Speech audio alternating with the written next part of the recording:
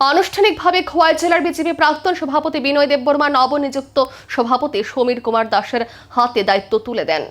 এক সাংগঠনিক সভার মধ্য দিয়ে বিজেপি খোয়াই জেলা কমিটির নবনিযুক্ত জেলা সভাপতি সমীর কুমার দাস আজ দুপুরে দায়িত্বভার গ্রহণ করেন। এদিন এ সভায় উপস্থিত ছিলেন বিধায়ক পিনাকি দাস চৌধুরী, প্রাক্তন জেলা সভাপতি বিনয় দেববর্মা, খোয়াই জেলা পরিষদের সভাধিপতি অপর্ণা সিংহ রায় সহ অন্যান্যরা। এদিন সভা শেষে প্রাক্তন সভাপতি বিনয় দেববর্মা নবনিযুক্ত সভাপতি সমীর কুমার দাসের হাতে দায়িত্ব তুলে দেন। এদিন দলীয় কর্মী সমর্থকদের ভিড় ছিল লক্ষণীয়। এ প্রসঙ্গে বক্তব্য রাখতে গিয়ে বিধায়ক পিনাকি দাস চৌধুরী বলেন, ভারতীয় জনতা পার্টি হচ্ছে একটি অন্য মাত্রার দল। এ দলে শৃঙ্খলাবোধ, দায়িত্ববোধ, কেন্দ্রীয় স্তরের নির্দেশ মেনে চলা একটি গুরুত্বপূর্ণ বিষয়। ভারতের মধ্যে আর কোনো রাজনৈতিক দলের মধ্যে এই ধরনের শৃঙ্খলাবোধ নেই। তিনি বলেন, একসময় তিনি খোয়াই জেলার সভাপতি ছিলেন। পরবর্তী সময়ে বিনয় দেববর্মাকে সভাপতি নিযুক্ত করা হয়। সে সময়ও হাসি মুখে বিনয় দেববর্মার নিকট দায়িত্ব তুলে দেওয়া হয়।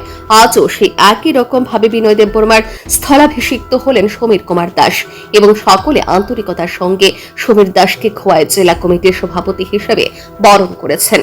এরকম দৃশ্য শুধু ভারতীয় জনতা পার্টির মধ্যেই লক্ষ্য করা যায়।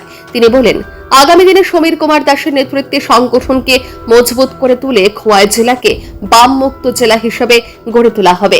খোয়াই হবে ভারতীয় জনতা পার্টির দুর্গ। ভারতীয় জনতা পার্টির আমাদের যে সাংগঠনিক যে সিস্টেম, এটাই একটা বহমান প্রক্রিয়ার মতো। আমাদের জেলায় আমি মাননীয় হরিশঙ্কর পাল মহোদয়ের যখন উনি সভাপতি ছিলেন 2017 সালে, তখন জেলা কমিটির সদস্য ছিলাম। তার পরবর্তী সময় আমি জেলার অফিস সম্পাদক হই ওনার কার্যকালে। তারপর জেলা সম্পাদক হই 18 সালের পরে। যখন মাননীয় বিধায়ক সভাপতির দায়িত্ব নিয়েছিলেন, তখন আমাকে জেলার সাধারণ সম্পাদক করা হয়েছিল। গত 6 বছর আমি জেলার সাধারণ সম্পাদক হিসেবে কাজ করেছি।